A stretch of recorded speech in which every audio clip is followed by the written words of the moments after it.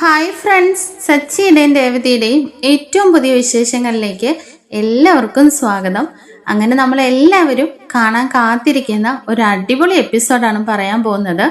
മറ്റൊന്നുമല്ല, നമ്മുടെ ശ്രുതിയുടെ ഇളയച്ചനല്ല ബീരാൻ എന്നുള്ളത് നമ്മുടെ രേവതിയും സച്ചിയും കൂടിയിട്ട് കണ്ടുപിടിച്ച് ബീരാനെ പൊക്കി എടുത്തുകൊണ്ട് പോയി ചന്ദ്രമതിയുടെയും ശ്രുതിയുടെയും മുമ്പിലേക്ക് അങ്ങ് ഇട്ട് കൊടുക്കുകയാണ് കേട്ടോ.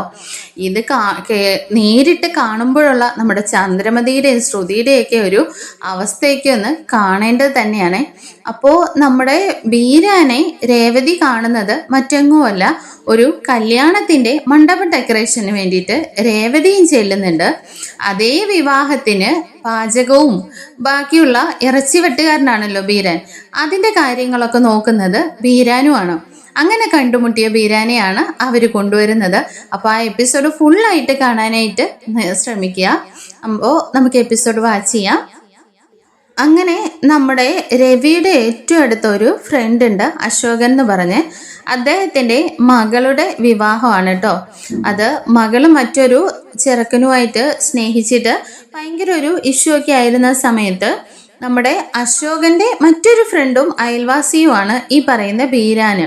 അങ്ങനെ ബീരാനും കൂടി ചെറുക്കൻ്റെ വീട്ടുകാരും ഒക്കെ ആയിട്ട് സംസാരിച്ചിട്ട് ഈ കല്യാണം നല്ല രീതിയിൽ നടത്താനായിട്ട് തീരുമാനിച്ചിരിക്കുകയാണ്. അങ്ങനെ കിച്ചണിലെ കാര്യങ്ങളെല്ലാം നോക്കിയും കണ്ടും കല്യാണത്തിന്റെ ബാക്കി എല്ലാ കാര്യങ്ങളും നോക്കിയും കണ്ടും ചെയ്യുന്നത് നമ്മുടെ ബീരാനാണ്. എന്നാൽ അശോകനും ബീരാനുമായിട്ടുള്ള ഒരു ബന്ധം ഇവിടെ നമ്മുടെ രേവതിയുടെ വീട്ടുകാരും അറിയുന്നില്ല. അങ്ങനെ അശോകനും രവിയുമായിട്ടുള്ള ഒരു ബന്ധം വെച്ചിട്ട് അശോകന്റെ മകളുടെ വിവാഹം ഏറ്റവും നല്ല രീതിയിൽ നമ്മൾ വേണം നടത്തി കൊടുക്കാമെന്ന് രവി എല്ലാവരോടുമായിട്ട് പറയുന്നുണ്ട് കേട്ടോ. അങ്ങനെ അവരൊരു സാമ്പത്തികമായിട്ട് പിന്നോട്ട് നിൽക്കുന്ന ഒരു കുടുംബമാണ്. അങ്ങനെ ശ്രുതി ആണെങ്കിൽ പെണ്ണിന്റെ മേക്കപ്പും ബ്രൈഡൽ കാര്യങ്ങളെല്ലാം നോക്കാനായിട്ട് ഏൽക്കുന്നുണ്ട്. രേവതി ആണെങ്കിൽ പൂവും മണ്ഡപം ഡെക്കറേഷൻസും എല്ലാം രേവതി തന്നെയാണ് നോക്കിയും കണ്ടും ചെയ്യുന്നത്. ബാക്കി ടാക്സി വണ്ടി ഓടേണ്ടത് വിവാഹത്തിന് ആവശ്യമായിട്ടുള്ള എല്ലാ അറേഞ്ച്മെന്റ്സും നമ്മുടെ സച്ചിയൊക്കെയാണ് കേട്ടോ നടത്തുന്നത്. അങ്ങനെ നമ്മുടെ രവിയുടെ കുടുംബം ഫുള്ളായിട്ട് എല്ലാ കാര്യത്തിനും നിന്ന് നടത്തി കൊടുക്കുന്ന ഒരു വിവാഹമാണ്. അങ്ങനെ ശ്രുതിയാണെങ്കിൽ പെണ്ണിനിങ്ങനെ മേക്കപ്പ് ഒക്കെ ചെയ്തുകൊണ്ടിരിക്കുന്ന സമയത്ത് മീര അങ്ങോട്ടേക്ക് ചെല്ലുന്നുണ്ട്. എന്താ ശ്രുതി, നീ ഇത്ര ബ്രൈഡൽ മേക്കപ്പിന് വേണ്ടിയിട്ട് ഇത്രയും പണം കുറച്ച് മേടിക്കുന്നതെന്ന് മീര ചോദിക്കുന്നുണ്ട്. ഈ സമയം ശ്രുതി പറയുന്നുണ്ട്, ഓ എന്ത് ചെയ്യാനാ മീരെ, ഈ സമയത്ത് എനിക്കിങ്ങനെ കുറച്ച് ക്യാഷ് കിട്ടിയിരുന്നെങ്കിൽ നന്നായിരുന്നു. എന്നാ ഇത് അച്ഛൻ്റെ ഫ്രണ്ടിന്റെ മകളുടെ വിവാഹമല്ലേ, രേവതിയും സച്ചിയും കൂടിയിട്ട് പറഞ്ഞ് എന്നോട് കുറച്ച് പൈസയെ വാങ്ങിക്കാവുള്ളൂ എന്നാണ് പറഞ്ഞിരിക്കുന്നത്. ഇതിനകത്ത് നിന്ന് ഇപ്പൊ എനിക്ക് ഒന്നും കിട്ടാനില്ല. എൻ്റെ പൈസ കുറച്ചിട്ട് ഞാൻ മേക്കപ്പ് സാധനങ്ങളുടെ ആവശ്യമായിട്ടുള്ള പണം മാത്രമേ മേടിക്കുന്നുള്ളൂ. അപ്പോഴേക്കും മീര ചോദിക്കുന്നുണ്ട്, എടി ഇപ്പോഴത്തെ നിന്റെ അവസ്ഥയ്ക്ക് പണം കിട്ടിയാൽ നല്ലതല്ലേ, പിന്നെ നീ എന്തിനാ ഇത്ര റിസ്കിന് നിൽക്കുന്നേ? അതല്ല മീരെ, ഇപ്പോ വീട്ടില് സച്ചിയും രേവതിയും അവർക്ക് വേണ്ടിയിട്ട് എല്ലാം ഫ്രീ ആയിട്ടാ ചെയ്തു കൊടുക്കുന്നത്. പിന്നെ ഞാനും കൂടി അതിൽ നിന്ന് ഒഴിവായ പിന്നെ എനിക്ക് ആ പേരിലായിരിക്കും വീട്ടിൽ നിന്ന് പ്രശ്നങ്ങൾ ഉണ്ടാവുന്നത്. അതുകൊണ്ട് ഞാനതങ്ങ് ഏറ്റതാണെന്ന് ശ്രുതി പറയുന്നുണ്ട്. ഈ സമയം രേവതിയും രേവതിയുടെ കൂടെയുള്ള ചേച്ചിമാരും കൂടിയിട്ട് മണ്ഡപത്തിന്റെ ഡെക്കറേഷനും കാര്യങ്ങളും ഒക്കെ ചെയ്തുകൊണ്ടിരിക്കുകയാണ് കേട്ടോ. അപ്പോ സച്ചിയാണെങ്കിൽ വീട്ടിൽ നിന്ന് അവരുടെ അശോകന്റെ ബന്ധുക്കളെയെല്ലാം ഓഡിറ്റോറിയത്തിലേക്ക് എത്തിക്കുന്നു. വീണ്ടും അങ്ങനെയുള്ള ഓഡിറ്റോറിയത്തിലേക്ക് ട്രിപ്പ് അടിക്കുകയും അങ്ങനെയുള്ള ടാക്സി സംബന്ധമായ കാര്യങ്ങളെല്ലാം സച്ചിയും ചെയ്യുന്നുണ്ട് കേട്ടോ. അങ്ങനെ ഒരു ട്രിപ്പും കൊണ്ട് വരുന്ന സമയത്ത് സച്ചി രേവതിയുടെ അടുത്ത് നിന്നിട്ട് വന്ന് കാര്യങ്ങളൊക്കെ സംസാരിച്ചുകൊണ്ടിരിക്കുകയാണ്. രേവതി തിരക്ക് പിടിച്ചിങ്ങനെ ഡെക്കറേഷനൊക്കെ ചെയ്തുകൊണ്ടിരിക്കുക.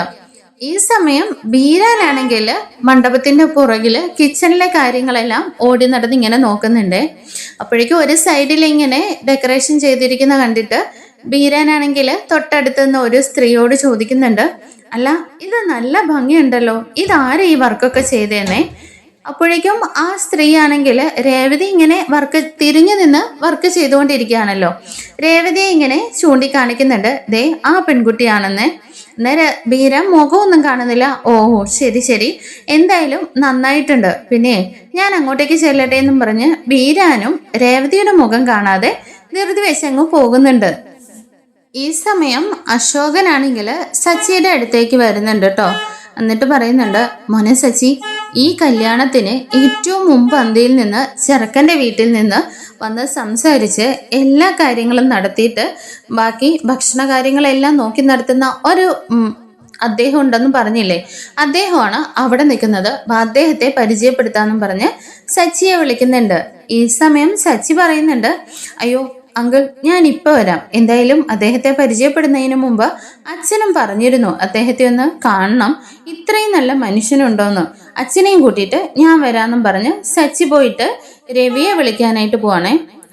അച്ഛാ, ദേണ്ടേ അശോകൻ അങ്കിള് പറഞ്ഞ ഒരു അണ്ണനുണ്ടല്ലോ, അദ്ദേഹത്തെ പോയിട്ട് നമുക്ക് കാണാം. അദ്ദേഹമാണ് ചെറുക്കൻ്റെ വീട്ടിലെ എല്ലാ കാര്യങ്ങളും നല്ല രീതിയിൽ പറഞ്ഞ് അവസാനിപ്പിച്ചതെന്നേ. ഈ സമയം രവി പറയുന്നുണ്ട്, ശരി ശരി, അദ്ദേഹത്തെ കാണാം.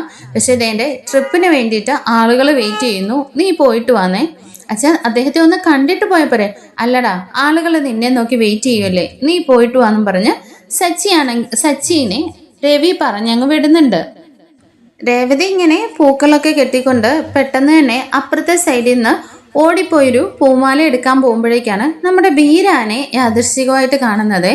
രേവതി പെട്ടെന്ന് നോക്കുന്നുണ്ട്, ഇത് ശ്രുതിയുടെ ഇളയച്ചനാണെന്ന് പറഞ്ഞ അയാളല്ലേ, അയാൾ എന്താ ഇവിടെ നിന്നിങ്ങനെ ചിന്തിച്ചുകൊണ്ട് ആകെ കൺഫ്യൂസ്ഡ് ആയിട്ട് വീണ്ടും ബാക്കി കാര്യങ്ങളൊക്കെ ചെയ്തുകൊണ്ടിരിക്കുകയാണേ. ഈ സമയം മീരയും നമ്മുടെ വീരാനെ അവിടെ വെച്ച് കാണുന്നുണ്ട് കേട്ടോ. മീര നേരെ ഓടി ശ്രുതിയുടെ അടുത്തേക്ക് ചെല്ലുന്നുണ്ട്. ശ്രുതി, ദേ നമുക്ക് ഇന്ന് തന്നെ എല്ലാ പണിയും കിട്ടിയിട്ട് ഇന്ന് തന്നെ നീ പൂട്ടിക്കെട്ടി ചന്ദ്രോദയത്തിൽ നിന്ന് ഇറങ്ങേണ്ടി വരുമെന്നേ. എന്താ മീരെ, നീ എന്തൊക്കെയായി പറയുന്നത്? അതേ ശ്രുതി, നിന്റെ ഇളയച്ചനാണെന്നും പറഞ്ഞ് നമ്മൾ ഒരാളെ കൊണ്ടുപോയില്ലേ, ആ വീരാൻ, അയാളതേന്റെ ഇപ്പൊ ഈ കല്യാണ വീട്ടിൽ വെച്ച് ഞാൻ കണ്ടുവന്നേ. അത് നിനക്ക് തോന്നിയതായിരിക്കും, അത് മറ്റാരെങ്കിലും ആണെന്ന് മീര പറയുന്നുണ്ട്. അല്ല ശ്രുതി, ഞാൻ ഇപ്പൊ കണ്ടിട്ട് വന്നാ അയാളതേന്റെ അവിടെ ഓടി നടന്ന് എല്ലാ കാര്യങ്ങളും ചെയ്യിപ്പിക്കുന്നുണ്ടെന്ന് പറയാനേ. അപ്പോഴേക്കും ശ്രുതി പറയുന്നുണ്ട്, അയ്യോ മീര, എന്നാ ഇപ്പോഴാണ് എനിക്കൊരു കാര്യം ഓർമ്മ വന്നെന്ന് പറഞ്ഞിട്ട് മീര കഴിഞ്ഞ ദിവസം തൻ്റെ കടയിൽ നടന്ന ഒരു സംഭവം ഇങ്ങനെ ഓർത്തെടുക്കുകയാണ് കേട്ടോ. സോറി, മീരയല്ല, ശ്രുതിയെ. കാരണം അവരുടെ ഷോറൂമിൽ വന്നിട്ട് മീരാനാണെങ്കിൽ ഫ്രിഡ്ജും വാഷിംഗ് മെഷീനും ഒക്കെ വില കുറച്ച് മേടിച്ചിരുന്നു. ഒരു വിവാഹത്തിന് കൊടുക്കാനാണെന്ന് പറഞ്ഞിട്ടാണ്. ആ കാര്യം ഓർത്തെടുക്കുമ്പോൾ ശ്രുതി പറയുന്നുണ്ട്, അയ്യോ വീരാന് ഞാൻ വില കുറച്ചുമാണ് കൊടുത്തത്, എന്നാൽ ഈ കല്യാണത്തിനാണെന്നുള്ളത് ഞാൻ ഓർത്തില്ല. ഇനിയിപ്പോൾ എന്ത് ചെയ്യുമെന്ന് ശ്രുതി ചോദിക്കുന്നുണ്ട്. അങ്ങനെ ശ്രുതിയാണെങ്കിൽ ആകെ ടെൻഷൻ അടിച്ചിങ്ങനെ നിൽക്കുകയാണ്. മീരയും പറയുന്നുണ്ട്, എന്തായാലും ഇന്ന് നമ്മൾ പിടിക്കപ്പെടുക തന്നെ ചെയ്യും, ഇനി വേറൊരു രക്ഷയില്ലെന്നേ. ഇനി ഇവർ സംസാരിച്ചുകൊണ്ടിരിക്കുന്ന സമയത്ത് രേവതി അങ്ങോട്ടേക്ക് വരുന്നുണ്ട്. അല്ല, നിങ്ങൾ രണ്ടുപേരും എന്താ ഇങ്ങനെ മാറി നിൽക്കുന്നത്? മേക്കപ്പും കാര്യങ്ങളും എല്ലാം കഴിഞ്ഞോ? ഞാൻ ഇവിടെ എന്തായെന്ന് അറിയാൻ വേണ്ടി വന്നതാണ്. എവിടെ പെണ്ണെവിടെയെന്ന് ഇങ്ങനെ രേവതി ചോദിക്കുന്നുണ്ട്. അയ്യോ, ഞാൻ കഴിഞ്ഞുകൊണ്ടിരിക്കുന്നതേ ഉള്ളൂ, ഇപ്പൊ കഴിയുമെന്ന് ശ്രുതി പറയുന്നുണ്ട്. എന്ന് രേവതി ചോദിക്കുന്നുണ്ട്, അല്ല ശ്രുതിയുടെ മുഖം എന്താ വല്ലാണ്ടിരിക്കുന്നേ, നിങ്ങൾക്ക് എന്തെങ്കിലും പ്രശ്നമുണ്ടോ എന്ന് ചോദിക്കുന്നുണ്ട്. മീര ഇപ്പൊ പറയുന്നുണ്ട്, എന്ത് പ്രശ്നം? പിന്നെ ശ്രുതി ഇത്രയും നേരം വർക്ക് ചെയ്യുമല്ലായിരുന്നോ, അതുകൊണ്ടായിരിക്കും വല്ലാത്തൊരു മടുപ്പെന്ന് പറയുന്നുണ്ട്. അല്ല, ശ്രുതിയുടെ മുഖത്ത് എന്തോ ഒരു ടെൻഷൻ പോലെ ഉണ്ടല്ലോ എന്ന് രേവതി വീണ്ടും ചോദിക്കുന്നുണ്ട്. ശ്രുതി ആകെ അങ്ങ് ടെൻഷൻ അടിച്ച് വിയർത്ത് എന്ത് പറയണമെന്ന് പോലും അറിയാതെ ഇങ്ങനെ നിൽക്കുകയാണേ. അപ്പോഴേക്കും മീര പറയുന്നുണ്ട്, ഒന്നുമില്ല രേവതി, രേവതിക്ക് വെറുതെ തോന്നാം. രേവതി പോയിട്ട് ബാക്കിയുള്ള കാര്യങ്ങൾ ചെയ്തോളൂ, പെണ്ണിനെ റെഡിയാക്കി ഞങ്ങൾ ഇപ്പൊ കൊണ്ടുവന്നോളാന്നും പറഞ്ഞിട്ട് രേവതിനെ അവിടെ നിന്ന് അങ്ങ് പറഞ്ഞു വിടുകയാണ് കേട്ടോ. രേവതി അവിടെ നിന്ന് ഇറങ്ങി വരുന്ന സമയത്ത് വീണ്ടും മീരനെ കാണുന്നുണ്ട്. ബീരാനെ കാണുന്നതും രേവതി തിരിഞ്ഞ് പെട്ടെന്ന് തന്നെ ശ്രുതിയുടെ അടുത്തേക്ക് ചെല്ലുന്നുണ്ട് കേട്ടോ. അയ്യോ ശ്രുതി, ദേ ഈ വിവാഹത്തിന് നിന്റെ ഇളയച്ചനും വന്നിട്ടുണ്ട്, വാ ദേ ഞാൻ കാണിച്ചു തരാന്ന് പറയാണേ. പെട്ടെന്ന് തന്നെ ശ്രുതി വയ്ക്കുന്നുണ്ട്, എൻ്റെ ഇളയച്ചനോ? ഇളയച്ചൻ മലേഷ്യയിൽ നിന്ന് എപ്പോഴാ വന്നത്? എന്നോട് പറഞ്ഞുകൂടിയില്ലല്ലോ എന്നിങ്ങനെ പറഞ്ഞിട്ട് ബബബ അടിക്കുകയാണേ. അപ്പോഴേക്കും രേവതി പറയുന്നുണ്ട്, ദേ ഞാനിപ്പോൾ കണ്ടിട്ട് വന്നതാ, വാ ശ്രുതി ഞാൻ കാണിച്ചു തരാമെന്നും പറഞ്ഞ് വിളിക്കുന്നുണ്ട്. അയ്യോ എനിക്കിപ്പോൾ ഒരു കോള് വരുന്നുണ്ട്, രേവതി പൊക്കോ, ഇളയച്ചൻ ഇവിടെ തന്നെ കാണുമല്ലോ, ഞാൻ പോയി കണ്ടോളാന്നും പറഞ്ഞിട്ട് ശ്രുതി അവിടെ നിന്ന് എസ്കേപ്പ് അടിക്കുകയാണ് കേട്ടോ. അയ്യോ ഞാനും കൂടി ഉണ്ടെന്നും പറഞ്ഞിട്ട് മീരയും പുറകെ ചെല്ലുന്നുണ്ട്. എന്നിട്ട് ശ്രുതിയോട് മീര പറയുന്നുണ്ട്, ശ്രുതി, എന്തായാലും ഇന്ന് നമ്മൾ പിടിക്കപ്പെടും, നിന്റെ കൂടെ ഞാനും പിടിക്കപ്പെടുമല്ലോ. ഇനിയിപ്പോ എന്താ ചെയ്യാന്ന് വെച്ചിട്ട് മീരയും ആകെ ടെൻഷനാണ് കേട്ടോ. ഈ സമയം നമ്മുടെ സച്ചി ഓട്ടത്തിന് പോയിട്ട് രേവതിയുടെ അടുത്തേക്ക് വരുന്നുണ്ട്. രേവതി ആണെങ്കിൽ ഇങ്ങനെ ആകെ കൺഫ്യൂസ്ഡ് ആയിട്ട്, അല്ല ഇയാൾ എന്താ ഇവിടെ, എന്തായാലും ഈ കല്യാണത്തിന് ശ്രുതിയുടെ കുടുംബമായിട്ട് വല്ല ബന്ധം ഉണ്ടാവുമോ എന്നൊക്കെ ഇങ്ങനെ സ്വയം ഇങ്ങനെ പറഞ്ഞുകൊണ്ടിരിക്കുകയാണേ. എന്നാൽ സച്ചി വന്നിട്ട് ചോദിക്കുന്നുണ്ട്, അല്ല രേവതി, നീ എന്താ ഇങ്ങനെ തന്നെ വർത്താനം പറഞ്ഞുകൊണ്ടിരിക്കുന്നേ? എന്താ രേവതി? അല്ല സച്ചിയേട്ടാ, ഞാനിപ്പോ ശ്രുതിയുടെ ഇളയച്ചനെ കണ്ടുവന്നേ. അയാള് മലേഷ്യയിൽ നിന്നല്ലേ പറഞ്ഞിരുന്നത്? അല്ല സജിയേട്ടാ, ഞാൻ ഇപ്പൊ ഈ വിവാഹ വീട്ടിൽ കണ്ടു. ദേ അങ്ങോട്ട് നോക്കിയേ, അങ്ങോട്ട് അതേ നിൽക്കുന്നു എന്ന് പറഞ്ഞിട്ട് വീരാനെ സച്ചിനെ കാണിച്ചു കൊടുക്കുന്നുണ്ട്. അങ്ങനെ സച്ചിയും രേവതിയും കൂടിയിട്ട് ബീരാന്റെ അടുത്തേക്ക് അങ്ങ് ചെല്ലുന്നുണ്ട് കേട്ടോ. സച്ചിയുടെ വരവ് കാണുന്നത് നമ്മുടെ ബീരാൻ ആകെ അങ്ങ് ടെൻഷൻ അടിച്ച് വല്ലാണ്ടാവുന്നുണ്ട്. അപ്പോൾ ബീരാൻ ഇങ്ങനെ മനസ്സിൽ പറയുന്നുണ്ട്, ഇന്ന് എന്തായാലും ഈ സച്ചിയും രേവതിയും കൂടിയിട്ട് എന്നെ പിടികൂടും, ശ്രുതിയുടെ ജീവിതവും ഇന്നുകൊണ്ട് അവസാനിക്കുമല്ലോ എന്നൊക്കെ ഓർത്ത് ബീരാനും ഇങ്ങനെ ടെൻഷൻ അടിച്ച് നിൽക്കുകയാണ്. സച്ചി പറയുന്നുണ്ട്, രേവതി, ഞാൻ അന്നേ പറഞ്ഞില്ലേ ഈ പൗഡർ എട്ടത്തിയുടെ ജീവിതത്തിൽ എന്തൊക്കെയോ കള്ളത്തരങ്ങളുണ്ടെന്ന്. ഓരോന്നോരോന്ന് നമ്മുടെ മുമ്പിൽ തന്നെ അഴിഞ്ഞു വീഴുവാണല്ലോ. ഇപ്പൊ തേണ്ടേ ഈ മലേഷ്യക്കാരൻ ഇവിടെ എങ്ങനെ വന്നെന്ന് അറിയണമല്ലോ എന്ന് പറഞ്ഞിട്ടാണ് ചെല്ലുന്നത്. സച്ചിയുടെ ചോദിക്കുന്നുണ്ട്, ആഹാ, മലേഷ്യയിലെ ചെറിയച്ഛനോ? ചെറിയച്ഛൻ എന്താ ഇവിടെ എന്ന് ചോദിക്കുന്നുണ്ട്. അത് സച്ചി, ഞാൻ പിന്നെ അല്ല എന്നൊക്കെ പറഞ്ഞിട്ട് ബീരാൻ ഇങ്ങനെ തപ്പിപ്പെറുക്കുന്ന കാണുമ്പോൾ സച്ചി ചോദിക്കുന്നുണ്ട്, അല്ല ഇളയച്ചൻ എന്താ വല്ലാണ്ട് അങ്ങ് വിയർക്കുന്നുണ്ടല്ലോ, എന്താ എന്തെങ്കിലും പ്രശ്നമുണ്ട്? ഏയ് ഒന്നുമില്ല. ഓഹോ, അപ്പോ ബീരാന്റെ സൗണ്ട് ഇങ്ങനെ കേൾക്കുമ്പോൾ തന്നെ സച്ചി പറയുന്നുണ്ട്, രേവതി, അന്ന് നമ്മൾ അശോകൻ അങ്കിള് വിളിച്ചപ്പോ കേട്ട അതേ സൗണ്ട് അല്ലേ ഈ കേൾക്കുന്നത്? ഞാൻ പറഞ്ഞില്ലേ അശോകൻ അങ്കിളിന് ചെറുക്കന്റെ വീട്ടുകാരുമായിട്ട് എല്ലാം സംസാരിച്ച് സോൾവ് ആക്കിയ ഒരു മനുഷ്യനുണ്ടെന്ന്. അയാളും ഇയാളും ഒന്നാണോ എന്ന് ചോദിക്കുകയാണേ. അപ്പോഴേക്ക് രേവതിയും പറയുന്നുണ്ട്, അതെ സച്ചിയേട്ടാ, അതേ സ്വരം തന്നെ. അപ്പോ എന്താ ഇവിടെ നടക്കുന്നതെന്ന് മനസ്സിലാവുന്നില്ലല്ലോ എന്ന് രേവതിയും പറയുന്നുണ്ട്. അങ്ങനെ സച്ചിയാണെങ്കിൽ ബീരാനെ ആ ഓഡിറ്റോറിയത്തിന്റെ പുറകിലേക്ക് അങ്ങ് കുത്തിന് പിടിച്ച് അങ്ങ് കൊണ്ടുപോവാട്ടോ. ഡോ, സത്യം പറ, താനാരാ? താനും പൗഡർ എടുത്തിയും തമ്മിൽ എന്താ ബന്ധമെന്ന് ചോദിക്കുന്നുണ്ടേ. അപ്പോഴേക്കും ബീരാൻ പറയുന്നുണ്ട്, സച്ചി ബഹളം ഒന്നും വെക്കല്ലേ, ഈ വിവാഹം എന്തായാലും നടക്കട്ടെ, അതിനുശേഷം ഞാൻ എല്ലാ കാര്യങ്ങളും ഡീറ്റെയിൽ ആയിട്ട് പറയാന്ന് പറയുന്നുണ്ടേ. താൻ ഇനി ഒന്നും പറയണ്ട, നിങ്ങളെ കണ്ടപ്പോൾ തന്നെ എനിക്ക് അന്നേ തോന്നിയതാ നിങ്ങളൊരു ഫ്രോഡാണെന്നുള്ള കാര്യം. നിങ്ങളുടെ ഒരു വെട്ടിക്കൊത്തി കൂട്ടല്. എന്തായാലും താൻ ആരാണെന്ന് സത്യം പറ, ശ്രുതിയും നിങ്ങളും തമ്മിൽ എന്താ ബന്ധം? അവിടെ ഇളയച്ചൻ തന്നെയാണോ നിങ്ങളെന്ന് ചോദിക്കുന്നുണ്ടേ. എന്നാ ബീരാൻ പറയുന്നുണ്ട്, അത് കല്യാണം കഴിഞ്ഞിട്ട്. അതെ, നിങ്ങൾ ഈ കാര്യം പറയാതെ ഇവിടെ ഒരു കല്യാണവും നടത്താൻ ഞാൻ സമ്മതിക്കില്ല എന്ന് പറയുന്നുണ്ട് കേട്ടോ. അപ്പോഴേക്ക് രേവതിയും വന്നിട്ട് പറയുന്നുണ്ട്, സച്ചേട്ടാ, ഇന്ന് എന്തായാലും ഈ കല്യാണം അലങ്കോലമാവാൻ പാടില്ല, അത് കഴിയുന്നിടം വരെ നമുക്കൊന്ന് ക്ഷമിക്കാം എന്ന് പറഞ്ഞിട്ട് സച്ചി ഇങ്ങനെ കൂളാക്കുന്നുണ്ട്. ഈ സമയം ബീരാനും പറയുന്നുണ്ട്, അതെ സച്ചിമോനെ, ഈ വിവാഹം ആ പയ്യന് ഒരുപാട് ആഗ്രഹിച്ചതാണ്. അവര് എന്നോട് പറഞ്ഞ ആദ്യത്തെ ഒരു കാര്യമാണ്, ഞാൻ എല്ലാം നിങ്ങളോട് പറയാന്ന് പറയുന്നുണ്ട്. അങ്ങനെ ബീരാൻ പറയുന്നുണ്ട്, ശ്രുതിയും ഞാനും തമ്മിൽ യാതൊരു ബന്ധവുമില്ല. ആ പെൺകുട്ടിയെ എനിക്ക് അറിയത്തു കൂടിയില്ല, അവളുടെ അച്ഛൻ ആരാണെന്നും എനിക്കറിയില്ല. എന്നാ മീരയാണ് എനിക്ക് ശ്രുതിയെ പരിചയപ്പെടുത്തി തന്നത്. മീര എന്നോട് ആദ്യമായിട്ടൊരു കാര്യം ചോദിച്ചപ്പോൾ ഞാൻ അഭിനയിക്കാനുള്ള മോഹം കൊണ്ട് വന്നു പോയതാണെന്ന് പറയാനേ. ഇത് കേൾക്കുമ്പോൾ സച്ചിൻ രേവതി ആകെ അങ്ങ് ഷോക്കാവുകയാണ് കേട്ടോ. താൻ പറയുന്നതൊക്കെ സത്യമാണോ? എന്താ ഇതെന്ന് വീണ്ടും സച്ചി ചോദിക്കുന്നുണ്ട്. അതെ സച്ചി മോനെ, ഞാൻ എല്ലാ കാര്യങ്ങളും പറയാം. ശ്രുതി എന്തോ വലിയ പ്രശ്നത്തിലാണെന്ന് മാത്രമേ എന്നോട് പറഞ്ഞിരുന്നുള്ളൂ. ഒരു പെൺകുട്ടിയല്ലേ, പെൺകുട്ടിയുടെ ജീവിതമല്ലേ എന്ന് ഓർത്തിട്ടാണ് ഞാൻ ഇതിനെല്ലാം സമ്മതിച്ചതെന്ന് പറഞ്ഞിട്ട് മീരാന് കാര്യങ്ങളെല്ലാം അങ്ങ് പറഞ്ഞു കൊടുക്കുന്നുണ്ട്. അങ്ങനെ ബീരാനാണെങ്കിൽ സച്ചിയുടെ കാലിൽ വീണ് പറയുന്നുണ്ട്, സച്ചിമോനെ, ഈ വിവാഹം ഒന്ന് കഴിയുന്നിടം വരെ ഒന്ന് ക്ഷമിക്കുക, അതിനുശേഷം ഞാൻ നിങ്ങളുടെ വീട്ടിൽ വന്ന് എന്ത് വേണമെങ്കിലും പറഞ്ഞോളാന്നേ. അങ്ങനെ ശരി, ഈ വിവാഹം ആയതുകൊണ്ട് മാത്രം ഞാൻ തന്നെ ഇപ്പോൾ വിടുന്നു എന്ന് പറഞ്ഞിട്ട് സച്ചി അവിടെ നിന്ന് അങ്ങ് പോവാണ് കേട്ടോ. ഈ സമയം നമ്മുടെ ചന്ദ്രമതി ആണെങ്കിൽ അങ്ങോട്ടേക്ക് വന്നിട്ട് നോക്കുമ്പോൾ രേവതി എല്ലാ കാര്യങ്ങളും ഇങ്ങനെ ഓടി നടന്ന് ചെയ്യുകയാണല്ലോ.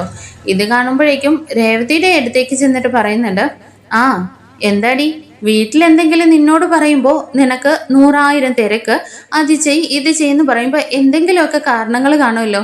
ഇപ്പൊ എന്തേ എല്ലാവരെയും കാണിക്കാൻ വേണ്ടിയിട്ടാണോ ഓടി നടന്ന് ഇങ്ങനെ അങ്ങ് പണി ചെയ്യുന്നതെന്ന് ചോദിക്കുകയാണേ. എന്നാ ശ്രുതിയുടെ ഇളയച്ചനെ കുറിച്ചിട്ട് അറിഞ്ഞിട്ട് രേവതി ഇങ്ങനെ ഇരിക്കുകയാണല്ലോ. ഈ സമയം രേവതി പറയുന്നുണ്ട്, അമ്മയ്ക്ക് എന്താ ഇപ്പൊ പ്രശ്നം?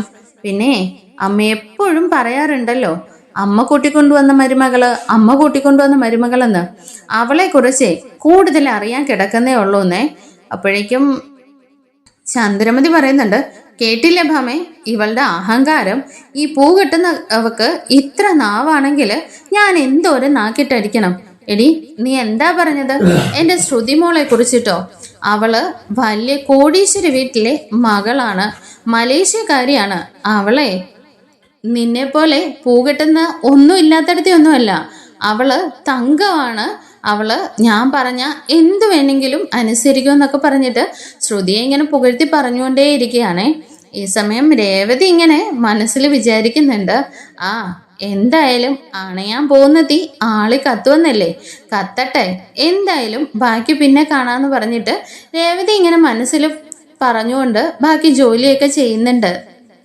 അതിനുശേഷം രേവതിയാണെങ്കിൽ ചന്ദ്രമതിയെ നോക്കിയിട്ട് ഇങ്ങനെ ഒരു പുച്ഛിച്ചൊരു ചിരിക്കുന്നുണ്ട് കേട്ടോ. അപ്പോഴേക്ക് ചന്ദ്രമതിക്ക് ഒന്നുകൂടി അങ്ങ് ദേഷ്യം വരുന്നുണ്ട്. എന്താടി, നീ എന്നെ കളിയാക്കി ചിരിക്കുവാണോ? എന്തായാലും നീ പൂ കെട്ടുന്നവളല്ലേ, നിനക്ക് കുറച്ച് അഹങ്കാരം കൂടുതൽ കാണും. നീ നാട് നീളെ എൻ്റെ കുറ്റവും പറഞ്ഞ് എന്നോട് നാക്കിട്ടടിച്ചുകൊണ്ട് നടക്കുമല്ലേ എന്നൊക്കെ പറഞ്ഞിട്ട് വീണ്ടും രേവതിനെ ഇങ്ങനെ വായിൽ വന്നതൊക്കെ പറയാണേ. ഇത് കേട്ടോണ്ട് സച്ചി അങ്ങോട്ടേക്ക് വരുന്നുണ്ട്. എന്താ രേവതി, ഇവര് നിന്നോട് വെറുതെ പ്രശ്നം ഉണ്ടാക്കുവാണ്? ഏയ് ഒന്നുമില്ല സച്ചിയേട്ടാ, വിട്ടേക്കെന്ന് രേവതി പറയുന്നുണ്ട്. എന്നാ ശ്രുതിയാണെങ്കിൽ ഇവര് വീരാനെ കുറിച്ചുള്ള സത്യങ്ങളൊക്കെ രേവതിയും സച്ചിയും മനസ്സിലാക്കിയതൊന്നും അറിയാതെ വലിയ ആള് കളിക്കാനായിട്ട് അങ്ങോട്ടേക്ക് വരുന്നുണ്ടേ. വന്നതേ ശ്രുതി ചോദിക്കുന്നുണ്ട്, എന്താ രേവതി, നീ എന്തിനാ ആന്റിയുടെ നേരെ ഇങ്ങനെ ഒച്ചയിടുന്നത്? ആന്റി എന്തെങ്കിലും പറഞ്ഞാ നിനക്കതങ്ങ് അനുസരിച്ചേച്ചാ പോരെ? അല്ലെങ്കിൽ തന്നെ ഇത് വീട്ടിൽ കിടന്ന് ബഹളം വെക്കുന്നത് പോലെയാണോ? മറ്റൊരാളുടെ ഫംഗ്ഷൻ പരിപാടിയല്ലേ, അപ്പോൾ പിന്നെ അവിടെ വെച്ച് ആന്റിക്ക് കുറച്ച് റെസ്പെക്റ്റും മര്യാദയൊക്കെ കൊടുക്കണ്ടേന്ന് ശ്രുതി ഇങ്ങനെ ചന്ദ്രമതിയെ കേൾപ്പിച്ചുകൊണ്ട് ഇങ്ങനെ രേവതിയോട് പറയുന്നുണ്ട് കേട്ടോ. ഇത് കേൾക്കുമ്പോഴേക്കും ഭാമിക്കും ഭയങ്കരമായിട്ട് അങ്ങ് സന്തോഷമാവുന്നുണ്ട്. ചന്ദ്രമതി ഇങ്ങനെ നിൽക്കുകയാണല്ലോ. രേവതി അപ്പോൾ പറയുന്നുണ്ട്, ശ്രുതി, എന്തായാലും അവരവർക്ക് വരുന്ന സമയത്തെ അതിന്റെ വേദന എന്താണെന്ന് മനസ്സിലാവുള്ളൂ. ഇപ്പോ ഇതിന് മറുപടിയായിട്ട് നീ എന്നെ ഉപദേശിക്കാൻ നിൽക്കണ്ടെന്നേ. അപ്പോഴേക്ക് ചന്ദ്രമതി പറയുന്നുണ്ട്, എന്താടി, ഞാൻ പറഞ്ഞതിന് നീ ശ്രുതിയുടെ നേരെ ചാടുവൊന്നും വേണ്ട. ഞാൻ പറഞ്ഞതിന് മറുപടിയായിട്ട് നീ എന്നോട് എന്തെങ്കിലും പറഞ്ഞാൽ മതിയെന്നേ. അപ്പോഴേക്കും സച്ചിക്ക് അങ്ങ് ദേഷ്യം വരികയാണ് കേട്ടോ. സച്ചി അപ്പോൾ പറയുന്നുണ്ട്, ദേ എൻ്റെ കൺട്രോൾ മുഴുവൻ പോയി നിൽക്കുകയാണ്, മിണ്ടാതിരിക്കുന്നതായിരിക്കും എല്ലാവർക്കും നല്ലതെന്ന് പറഞ്ഞിട്ട് ശ്രുതിയെ ഒരു നോട്ടം നോക്കുകയാണ് കേട്ടോ. എന്നിട്ട് രേവതിയോട് പറയുന്നുണ്ട്, രേവതി, ദേ ഇവളോട് മിണ്ടാതിരുന്നോളാൻ ആദ്യം തന്നെ പറഞ്ഞേര്. സ്വന്തം തലയിൽ മണ്ണുവാരി ഇടാൻ നിന്നാലേ അവനവന് തന്നെയായിരിക്കും ചീത്തയുണ്ടാകുക. എന്തായാലും രേവതി, ഇപ്പൊ നീ നിന്റെ കാര്യം നോക്കി പോന്നും പറഞ്ഞിട്ട് രേവതി അവിടെ നിന്ന് അങ്ങ് കൊണ്ടുപോവാണ് കേട്ടോ. അപ്പോഴേക്കും ഒരു തരത്തില് തിരിഞ്ഞു പോകുന്ന സമയത്ത് ശ്രുതി വീണ്ടും പറയുന്നുണ്ട്, എന്താ രേവതി, നീ അങ്ങനെ അങ്ങ് പേടിപ്പിച്ചിട്ട് പോവാതെ, എന്താ ഇവൻ എന്ത് പറയുമെന്നായി പറയുന്നതെന്ന് ചോദിക്കുന്നുണ്ടേ. അപ്പോഴേക്കും രേവതി പറയുന്നുണ്ട്, ദേ ശ്രുതി, നീ നിന്റെ നാക്ക് വെച്ച് മിണ്ടാതിരിക്കുന്നതായിരിക്കും ഇപ്പൊ നിനക്ക് നല്ലത്, ബാക്കിയൊക്കെ പിന്നീട് പറയാന്ന് പറഞ്ഞിട്ട് ബാ സച്ചിയേട്ടാ, എന്തായാലും അശോകേട്ടനെ മകളുടെ ഓർത്തിട്ട് ഈ കല്യാണം അലമ്പാക്കാൻ പാടില്ലല്ലോ, നമുക്ക് സമയമുണ്ടെന്നും പറഞ്ഞിട്ട് സച്ചിയെ കൂട്ടിയിട്ട് അങ്ങ് പോവുകയാണ് കേട്ടോ. അങ്ങനെ വിവാഹമൊക്കെ കഴിഞ്ഞതിന് ശേഷം രവി പറയുന്നുണ്ട്, സച്ചി, എനിക്ക് നല്ല ക്ഷീണമുണ്ട്, ഞങ്ങൾ എന്നാ വീട്ടിലേക്ക് പോട്ടെന്നേ. ശരിയച്ചാ, ഇവിടുത്തെ ബാക്കി കാര്യങ്ങളെല്ലാം നോക്കിയിട്ട് മണ്ഡപം എല്ലാം അഴിച്ച് എല്ലാം ക്ലീൻ ചെയ്തിട്ട് ഞാൻ രേവതിയും കൂടിയിട്ട് അങ്ങോട്ടേക്ക് എത്തിക്കോളാന്ന് പറയുന്നുണ്ട്. അങ്ങനെ വിവാഹമൊക്കെ നല്ല രീതിയിൽ നടന്നതിൻ്റെ സന്തോഷത്തിൽ അശോകനും വന്ന് രവിയോട് പറയുന്നുണ്ട്, എടാ, നീ നിന്റെ മക്കളും കൂടിയിട്ട് എൻ്റെ മകളുടെ വിവാഹം ഇത്രയും ഭംഗിയാക്കി നടത്തി തന്നല്ലോ, ഇതിന് ഞാൻ എന്താണ് ചെയ്യേണ്ടത് പോലും അറിയില്ലെന്നൊക്കെ പറഞ്ഞിട്ട് അശോകൻ ഇങ്ങനെ വിതുമ്പുന്നൊക്കെ ഉണ്ട് കേട്ടോ. എടാ, നീ എൻ്റെ കൂട്ടുകാരൻ തന്നെയല്ലല്ലോ, എനിക്കെൻ്റെ സഹോദരനെ പോലെയാ, അതുകൊണ്ട് നീ അതിനൊന്നും നന്ദി വാക്കൊന്നും പറയണ്ട, നീ ചെന്ന് മോളെ യാത്രയാക്കാൻ നോക്കെന്നൊക്കെ പറഞ്ഞിട്ട് നമ്മുടെ രവിയും കുടുംബവും അവിടെ നിന്ന് അങ്ങ് പോകുന്നുണ്ട് കേട്ടോ. സച്ചിയും രേവതിയും ബാക്കിയുള്ള കാര്യങ്ങളൊക്കെ വേണ്ടിയിട്ട് അവിടെ നിൽക്കുന്നുണ്ട്. എല്ലാവരും പോയതിന് ശേഷം അശോകനാണെങ്കിൽ ബീരാനെ വിളിച്ചുകൊണ്ടുവന്ന് സച്ചിയെ പരിചയപ്പെടുത്തുന്നുണ്ട് കേട്ടോ. എന്നാ സച്ചി പറയുന്നുണ്ട്, അങ്കിൾ ഇദ്ദേഹത്തിനെ ഞങ്ങൾക്ക് സ്പെഷ്യലായിട്ട് പരിചയപ്പെടുത്തിയൊന്നും തരണ്ട. ഇദ്ദേഹം നമ്മുടെ ശ്രുതിയുടെ മലേഷ്യയിലെ ചെറിയച്ഛനാണെന്നേ. ഇപ്പോഴേക്കും അശോകൻ ചോദിക്കുന്നുണ്ട്, ബീരാൻ എപ്പോഴാണ് മലേഷ്യക്ക് പോയത്? അതൊക്കെ വലിയ നേരമൊന്നും വേണ്ടല്ലോ, പെട്ടെന്ന് പോയിട്ട് പെട്ടെന്ന് ഇങ്ങ് വന്നു എന്ന് പറയാട്ടോ. അപ്പോഴേക്കും അശോകന് കാര്യങ്ങളൊന്നും മനസ്സിലാവുന്നില്ല. ഈ സമയം സച്ചിയാണെങ്കിൽ നടന്ന കാര്യങ്ങളൊക്കെ പറയുന്നുണ്ട്. നമ്മുടെ ബീരാനാണെങ്കിൽ ഇങ്ങനെ തലകുനിച്ച് നിൽക്കുകയാണ്. സച്ചിമോനെ, ഞാൻ ഇതിനു വേണ്ടിയിട്ട് എന്ത് വേണമെങ്കിലും ചെയ്യാം. അത് ഒരു പെൺകുട്ടിയുടെ കാര്യമല്ലേ എന്ന് ഓർത്തിട്ടാണ്. ആർക്കും ഒരു ദ്രോഹവും ചെയ്യാതെ എല്ലാവർക്കും നന്മ മാത്രം ആഗ്രഹിക്കുന്ന ഒരാൾ ഞാൻ. എന്നാലും മീര എൻ്റെ അടുത്ത് അത്രയും പറഞ്ഞപ്പോൾ ഞാനും മറ്റൊന്നും വിചാരിച്ചില്ല. ഒരു പെൺകുട്ടിയുടെ ജീവിതത്തിന് വേണ്ടിയിട്ടല്ലേ എന്നോർത്താണ് ഞാൻ അങ്ങനെ ഒരു നാടകം കളിച്ചതെന്നൊക്കെ വീരാനിങ്ങനെ സച്ചിയോട് മാപ്പ് പറയുന്നുണ്ട്. സച്ചി പറയുന്നുണ്ട്, നിങ്ങൾ ഒരാൾക്ക് വേണ്ടിയിട്ട് എന്ത് ചെയ്തെന്ന് പറഞ്ഞാലും അതിനെ ന്യായീകരിക്കാൻ പറ്റില്ല. നിങ്ങൾ ഒരു കുടുംബത്തെ മുഴുവനാണ് വഞ്ചിച്ച് കളഞ്ഞതെന്നൊക്കെ പറഞ്ഞിട്ട് സച്ചി പറയുന്ന കേൾക്കുമ്പോൾ ബീരാന് ഭയങ്കരമായിട്ട് അങ്ങ് ടെൻഷൻ ആവുന്നുണ്ട് കേട്ടോ. അശോകനും പറയുന്നുണ്ട്, മോനെ സച്ചി എന്താണെന്നൊന്നും എനിക്ക് ഇതുവരെ വ്യക്തമായിട്ട് കാര്യങ്ങൾ മനസ്സിലായിട്ടില്ല. എന്നാൽ ഇദ്ദേഹം അത്ര ഫ്രോഡൊന്നുമല്ല, നമുക്ക് നേരത്തെ തൊട്ട് അറിയാവുന്ന ആളാണെന്നൊക്കെ പറയുന്നുണ്ട്. അങ്ങനെ ബീരാൻ പറയുന്നുണ്ട്, മോനെ ഇതിന് ഞാൻ എന്ത് പ്രായശ്ചിത്തം വേണമെങ്കിലും ചെയ്യാന്ന് പറയണേ. ശരി, നിങ്ങൾ എൻ്റെ കൂടെ വീട്ടിൽ വന്നിട്ട് എല്ലാ കാര്യങ്ങളും വ്യക്തമായിട്ട് വന്ന് പറയണമെന്ന് പറയണേ. അങ്ങനെ ബീരാൻ സമ്മതിക്കുന്നുണ്ട്. ബീരാനെയും കൂട്ടി നമ്മുടെ സച്ചിയും രേവതിയും ചന്ദ്രോദയത്തിലേക്ക് അങ്ങ് ചെല്ലുകയാണ്. ബീരാനോട് പുറത്ത് നിൽക്കാൻ പറഞ്ഞിട്ട് സച്ചിയാണ് കേട്ടോ ഉള്ളിലേക്ക് കയറി അങ്ങ് ചെല്ലുന്നത്. അപ്പോഴേക്കും അച്ഛാ അമ്മേ ദേ എല്ലാവരും ഇങ്ങ് വന്നേ, നിങ്ങൾക്ക് ഇന്ന് ചീഫ് ഗസ്റ്റ് ഉണ്ടെന്ന് പറയാണേ. അപ്പോഴേക്ക് ചന്ദ്രമതി പറയുന്നുണ്ട്, ഇനി അവൻ എന്തൊക്കെയോ വന്ന് വിളിച്ചു പോകുന്നു. ഇവിടെ അല്ലെങ്കിൽ തന്നെ മനുഷ്യൻ വന്ന് തളർന്നിരിക്കുക, വേറെ പണിയൊന്നും ഇല്ലെന്നും പറഞ്ഞിട്ട് ഇങ്ങനെ ഇരിക്കുകയാണേ. അപ്പോഴേക്ക് രവി ചോദിക്കുന്നുണ്ട്, എന്താടാ നീ എന്താ പറയുന്ന, ആര് വന്നിരിക്കുന്നു എന്ന്? ദേ ഞാൻ ഇപ്പം വിളിക്കാന്ന് പറഞ്ഞിട്ട് ഇളയച്ചാന്ന് പറഞ്ഞിട്ട് വിളിക്കുകയാണേ. ഈ സമയം രേവതിയും ബീരാനും കൂടിയിട്ട് അകത്തേക്ക് കയറി വരുന്നുണ്ട്. ഇത് കാണുമ്പോഴേക്ക് ശ്രുതിക്ക് ആകെ അങ്ങ് ടെൻഷൻ ആവുകയാണ് കേട്ടോ. അയ്യോ ഇയാളെന്താ ഇവരുടെ കൂടെ എന്ന് ചോദിച്ചിട്ട് ശ്രുതി ഇങ്ങനെ പരിഭ്രമിച്ച് നിൽക്കുകയാണ്. എന്നാൽ നമ്മുടെ ശ്രുതിയും ചന്ദ്രമതിയും കൂടിയിട്ട് ഓടി അങ്ങ് ചെല്ലുന്നുണ്ട് കേട്ടോ. ദേ ശ്രുതി നീ നോയിക്കേ, നിന്റെ ഇളയച്ചൻ വന്നിരിക്കുന്നു. അയ്യോ ഇളയച്ചൻ എപ്പോഴാണ് മലേഷ്യയിൽ നിന്ന് വന്നത്, വാ വാ കയറി വാന്നൊക്കെ പറഞ്ഞിട്ട് ഭയങ്കരമായിട്ട് സ്വീകരിക്കുകയാണ്. ശ്രുതി ഓടി ചെന്നിട്ട് ശ്രുതിയോട് പറയുന്നുണ്ട്, ശ്രുതി നീ ഇത്ര സർപ്രൈസ് ആയിട്ട് ഇളയച്ചനെ വരുത്തുമെന്ന് ഞാൻ വിചാരിച്ചില്ല. നമ്മുടെ കഷ്ടപ്പാടുകളൊക്കെ പറഞ്ഞിട്ട് നമുക്ക് പൈസ കൊണ്ട് വന്നതായിരിക്കുമല്ലേ എന്നൊക്കെ പറഞ്ഞ് ശ്രുതി ഇങ്ങനെ ഭയങ്കരമായിട്ട് എക്സൈറ്റ്മെന്റിൽ നിൽക്കുകയാണ്. ദേ രവിയേട്ടാ ഇതാരാ വന്നേന്ന് നോക്കി, ശ്രുതിയുടെ ഇളയച്ചൻ വന്നിരിക്കുന്നു എന്ന് പറഞ്ഞിട്ട് ചന്ദ്രമതി ഭയങ്കര സന്തോഷത്തിലാണ് കേട്ടോ. അപ്പോഴേക്ക് രവിയും പറയുന്നുണ്ട്, വരൂ നിങ്ങൾ എപ്പോഴാ വന്നത്, കയറിയിരിക്കുമെന്നൊക്കെ പറഞ്ഞിട്ട് വീരൻ ആകെ മൂഡ് ഓഫിലിങ്ങനെ തല പോലും നോർക്കാതെ അവിടേക്ക് വന്നിരിക്കുകയാണ് കേട്ടോ. അപ്പോഴേക്കും ശ്രുതിയാണെങ്കിൽ ശ്രുതിയോട് പോയിട്ട് പറയുന്നുണ്ട്, ശ്രുതി നിനക്കറിയായിരുന്നോ ഇളയച്ചൻ വരുന്ന? എനിക്കറിയില്ല. ഓഹോ നിനക്ക് സർപ്രൈസ് ആയിട്ടാണ് ഇദ്ദേഹം വന്നതല്ലേ, എന്തായാലും നമുക്ക് പൈസ കൊണ്ട് തന്നെ വന്നതായിരിക്കും എന്നൊക്കെ പറഞ്ഞിട്ട് ശ്രുതിയോട് പറഞ്ഞുകൊണ്ടേ ഇരിക്കുകയാണ്. ശ്രുതി എന്ത് പറയണമെന്ന് അറിയാതെ ഇങ്ങനെ നിൽക്കുകയാണ്. ഈ സമയം ചന്ദ്രമതി ചോദിക്കുന്നുണ്ട്, അല്ല എന്തായാലും ശ്രുതി ആകെ വിഷമത്തിലാണുള്ളത്. ശ്രുതിയുടെ അച്ഛൻ മരിച്ചതിൽ പിന്നെ നിങ്ങൾ ഇടയ്ക്കിടയ്ക്ക് ശ്രുതിയെ വന്ന് കാണണം. അല്ല പിന്നെ വേറെ ആരുമില്ലല്ലോ ശ്രുതിക്ക് വന്ന് കാണാനായിട്ട്. അല്ല മലേഷ്യയിൽ നടക്കുന്ന കേസിന്റെ കാര്യങ്ങളൊക്കെ എന്തായി? ശ്രുതിയുടെ പേരിലേക്ക് സ്വത്തെല്ലാം മാറ്റാറായി കാണുമല്ലോ എന്നൊക്കെ ഇങ്ങനെ ചന്ദ്രമതി ചോദിക്കുന്നുണ്ട്. ഇതൊക്കെ കേട്ടിട്ട് ബീരാൻ ഇങ്ങനെ മിണ്ടാതെ ഇരിക്കുകയാണ്. ഇത് കേൾക്കുമ്പോഴേക്കും സച്ചി രേവതിയെ നോക്കിയിട്ട് ഒരു ചിരി ചിരിക്കുന്നുണ്ട് കേട്ടോ. അപ്പോഴേക്കും ശ്രുതി വയ്ക്കുന്നുണ്ട്, അല്ല ഇളയച്ചൻ എന്താ പറയാതെ വന്നത്, ഞാൻ പ്രതീക്ഷിച്ചില്ലല്ലോ എന്നൊക്കെ പറയുന്നുണ്ട്. എന്നാ സച്ചി പറയുന്നുണ്ട്, അതെ ഇളയച്ചൻ തന്നെ ഇങ്ങോട്ടേക്ക് വന്നതല്ല ബോർഡർ എടുത്തി, ഞങ്ങളാണ് ഇളയച്ചനെ കയ്യോടുകൂടി കൂട്ടിക്കൊണ്ടു വന്നത്. ഒരു സ്ഥലത്ത് വെച്ച് ഞങ്ങൾ ഇളയച്ചനെ കണ്ടു, അപ്പോൾ ഞങ്ങൾ നിർബന്ധിച്ച് കൂട്ടിക്കൊണ്ടു വന്നതാണെന്ന് പറയുന്നുണ്ട്. ശ്രുതി പെട്ടെന്ന് തന്നെ മനസ്സിൽ വിചാരിക്കുന്നുണ്ട്, ഇനി ഈ ബീരാനെ പുറത്തെവിടെയെങ്കിലും വെച്ച് ഇവർ കണ്ടിട്ടുണ്ടാവും, ഇതിൽ നിന്ന് എങ്ങനെയെങ്കിലും രക്ഷപ്പെടണമല്ലോ എന്നേ. അങ്ങനെ ശ്രുതിയാണെങ്കിൽ ഇളയച്ചനോടായിട്ട് പറയുന്നുണ്ട്, അങ്കിള് ക്ഷമിക്കണം, ഈ സച്ചി ഇപ്പോൾ എവിടെ വെച്ച് എങ്ങനെ ചെയ്യണമെന്ന് പോലും സച്ചിക്ക് അറിയില്ല. അതുകൊണ്ടാണ് ബിസിനസ് ആവശ്യങ്ങൾക്കായിട്ട് അങ്കിള് നാട്ടിൽ വന്നതായിരിക്കും. എന്തിനാ സച്ചി ഡിസ്റ്റർബ് ചെയ്തതെന്ന് ചോദിക്കുന്നുണ്ടേ. എന്നാൽ അതിന് മറുപടി കൊടുക്കുന്നത് നമ്മുടെ രേവതിയാണ്. ദേ ശ്രുതി, സച്ചിയേട്ടന് ഒന്നും അറിയില്ലെന്നൊന്നും പറയണ്ട. ഏത് സമയത്ത് എന്ത് ചെയ്യണമെന്ന് അദ്ദേഹത്തിന് കൃത്യമായിട്ട് അറിയാമെന്ന് പറയുന്നുണ്ട്. ശ്രുതിയാണെങ്കിൽ സച്ചിയുടെ നേരെ തിരിഞ്ഞിട്ട് പറയുന്നുണ്ട്, സച്ചി നിങ്ങളോട് എൻ്റെ കാര്യത്തിൽ ഇടപെടരുതെന്ന് ഞാനൊരു 100 തവണ പറഞ്ഞിട്ടില്ലേ? വെറുതെ ഇളയച്ചൻ എന്തെങ്കിലും ബിസിനസ് ആവശ്യത്തിന് വേണ്ടി വന്നതായിരിക്കും. ഇവര് ഫോഴ്സ് ചെയ്ത് കൂട്ടിക്കൊണ്ടു വന്നതായിരിക്കും. എന്തിനാ ഇങ്ങനെ മറ്റുള്ളവരെ ശല്യം ചെയ്യുന്നതെന്നൊക്കെ ചോദിച്ചിട്ട് ശ്രുതി ചാടുകയാണല്ലോ. ഇത് കേൾക്കുമ്പോഴേക്കും സച്ചി ഇതില് അങ്ങ് പൊട്ടിത്തെറിക്കുന്നുണ്ട് കേട്ടോ. ഇളയച്ചെന്ന് നീ 100 വട്ടം വിളിക്കുന്നുണ്ടല്ലോ, ഇത് ആരുടെ ഇളയച്ചനാണെന്ന് ചോദിക്കുകയാണേ.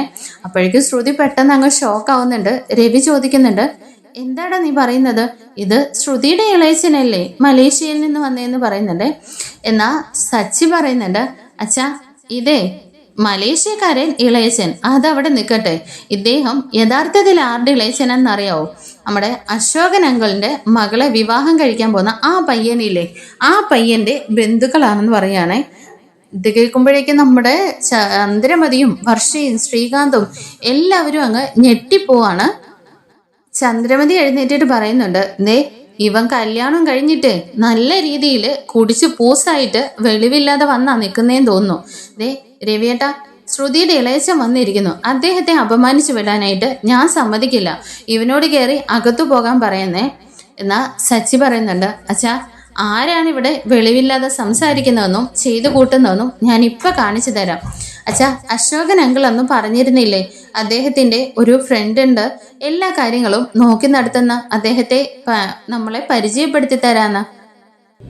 അദ്ദേഹമാണ് ഇത് എന്നിങ്ങനെ രേവതിയും പറയുന്നുണ്ട് കേട്ടോ. ഇത് കേൾക്കുമ്പോഴേക്ക് രവി ചോദിക്കുന്നുണ്ട്, അല്ലടാ അപ്പോ നമ്മുടെ അശോകന്റെ മകളുടെ വീട്ടുകളുടെ ബന്ധുവാണോ ഈ ശ്രുതിയുടെ ഇളയച്ചൻ? അപ്പൊ ഇവര് തമ്മിൽ ബന്ധുക്കളാണോ എന്ന് ചോദിക്കുന്നുണ്ട്. അയ്യോ എൻ്റെ അച്ഛനാണെങ്കിൽ ഇങ്ങനെ ആയി പോയല്ലോ അച്ഛാ. അച്ഛൻ എല്ലാവരെ കുറിച്ചും ഇങ്ങനെ നന്മയായിട്ട് മാത്രമേ ചിന്തിക്കുള്ളൂ, അതിനകത്തുള്ള ബാക്കി ഒന്നും കാണില്ല. ഇതുകൊണ്ടാണ് അച്ഛാ നമ്മുടെ എല്ലാവരുടെയും തലയിൽ ഇവര് കയറിയിരുന്ന് മുളകരച്ചെന്ന് പറയുകയാണേ. എന്നാൽ രവി പറയുന്നുണ്ട്, എടാ നീ എന്തൊക്കെയായി പറയുന്നത്, എനിക്കൊന്നും മനസ്സിലാവുന്നില്ലല്ലോ എന്നേ. എന്നാൽ ശ്രുതി പറയുന്നുണ്ട്, ദേ ശ്രുതിയുടെ ഇളയച്ചനെ അറിഞ്ഞുകൊണ്ട് അപമാനിക്കാൻ വേണ്ടിയിട്ടാണ് ഇവൻ ഇങ്ങനെയൊക്കെ വന്ന് വിളിച്ചു പോകുന്നത്. ഇദ്ദേഹം മലേഷ്യയിൽ വലിയ ബിസിനസ്സുകാരനാണ്. അവരെങ്ങനെയാണ് അശോകന്റെ ബന്ധുവീട്ടുകളുമായിട്ട് ബന്ധത്തിലാവുന്നത്? എന്തായാലും അതൊന്നും നടക്കില്ലാന്നേ. അപ്പോഴേക്കും ശ്രുതിയും പറയുന്നുണ്ട്, അതെ ഇവൻ എന്തോ തെറ്റിദ്ധരിച്ചിട്ട് എന്തൊക്കെയോ വിളിച്ചു പോവാണ്. ഇദ്ദേഹം മലേഷ്യയിൽ വലിയ എക്സ്പോർട്ട് ഇമ്പോർട്ട് ബിസിനസ് ഒക്കെ നടത്തുന്ന ആളാണെന്നേ. അപ്പോഴേക്കും സച്ചി പറയുന്നുണ്ട്, അതെ അതെ വലിയ ഇമ്പോർട്ടഡ് ഒക്കെ ബിസിനസ്സാണ്. ഇങ്ങനെ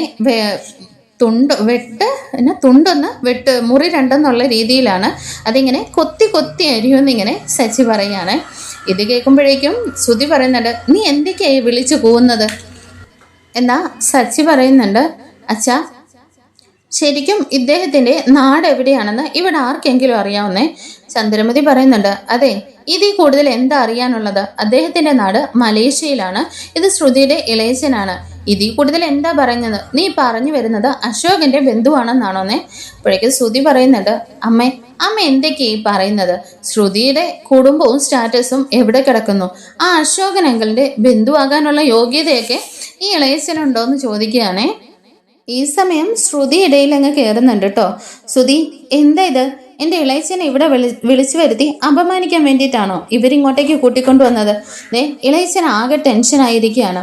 ഇളയച്ചൻ ഇവിടെ എവിടെയെങ്കിലും ഹോട്ടലിലാണ് റൂം എടുത്തിരിക്കുന്നത്.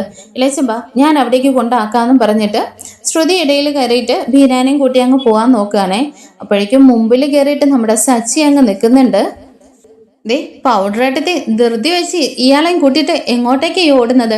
ഇവിടെ നിന്നങ്ങ് സംസാരിക്കാനുള്ളത് സംസാരിച്ചാൽ മതിയെന്നേ. അപ്പോഴേക്ക് ചന്ദ്രമതി പറയുന്നുണ്ട്, രവിയേട്ടാ ഇവനെന്താ വല്ല ഭ്രാന്തം പിടിച്ചോ? ഇവൻ എന്തൊക്കെയാ എവിടെ കിടന്ന് കാട്ടിക്കൂട്ടുന്നത്? രവിയേട്ടൻ ഇതൊന്നും കാണുന്നില്ലെന്ന് ചോദിക്കുന്നുണ്ടേ. രവിയൊപ്പം ചോദിക്കുന്നുണ്ട്, സച്ചി നീ എന്താന്ന് വെച്ചാ പെട്ടെന്ന് കാര്യം പറ. അച്ഛാ കാര്യത്തിലേക്കാണ് കടന്നുകൊണ്ടിരിക്കുന്നത്. അച്ഛാ ദേ ഈ നിൽക്കുന്ന ഇദ്ദേഹം ഉണ്ടല്ലോ, മലേഷ്യയോ സിംഗപ്പൂരോ ഒന്നുമല്ല ഇദ്ദേഹത്തിന്റെ നാട്. ഇദ്ദേഹം ഒറിജിനൽ കേരളീയൻ ആണെന്ന് പറയാനേ. അപ്പോഴേക്ക് ഇടയിൽ കയറിയിട്ട് ശ്രുതി പറയുന്നുണ്ട്, അത് തന്നെയല്ലേ പറഞ്ഞത്, ഇവര് മലേഷ്യയിൽ പോയിട്ട് സെറ്റിലായെന്നുള്ള കാര്യം. ഏയ് ഭായി ഇടയിൽ കയറല്ലേ, ഞാൻ എല്ലാം സമാധാനമായിട്ട് പറഞ്ഞു തരാന്ന് പറഞ്ഞിട്ട് സച്ചി പറയുന്നുണ്ട്, ഇദ്ദേഹം മലേഷ്യ എന്ന് കണ്ടിട്ട് പോലുമില്ല, എന്തിന് ഇദ്ദേഹത്തിന് ഒരു പാസ്പോർട്ട് പോലും ഇല്ലെന്ന് പറയുന്നുണ്ട്. ചന്ദ്രമതി ഇടയിൽ കയറി പറയുന്നുണ്ട്, രവിയേട്ടാ ഇവൻ കുടിച്ചിട്ട് വന്നിട്ട് വെറുതെ പ്രശ്നം ഉണ്ടാക്കുവാണെന്നേ. അപ്പോഴേക്ക് രവി ചോദിക്കുന്നുണ്ട്, എന്താണ് നീ പറഞ്ഞു വരുന്നത്? അതേച്ചാ ഇദ്ദേഹം ഇവിടെ തന്നെ ഇറച്ചിക്കട വെച്ചിരിക്കുന്ന ആളാണ്, അല്ലെങ്കിൽ അച്ഛൻ ഇദ്ദേഹത്തിനോട് തന്നെ ചോദിക്കുന്നേ.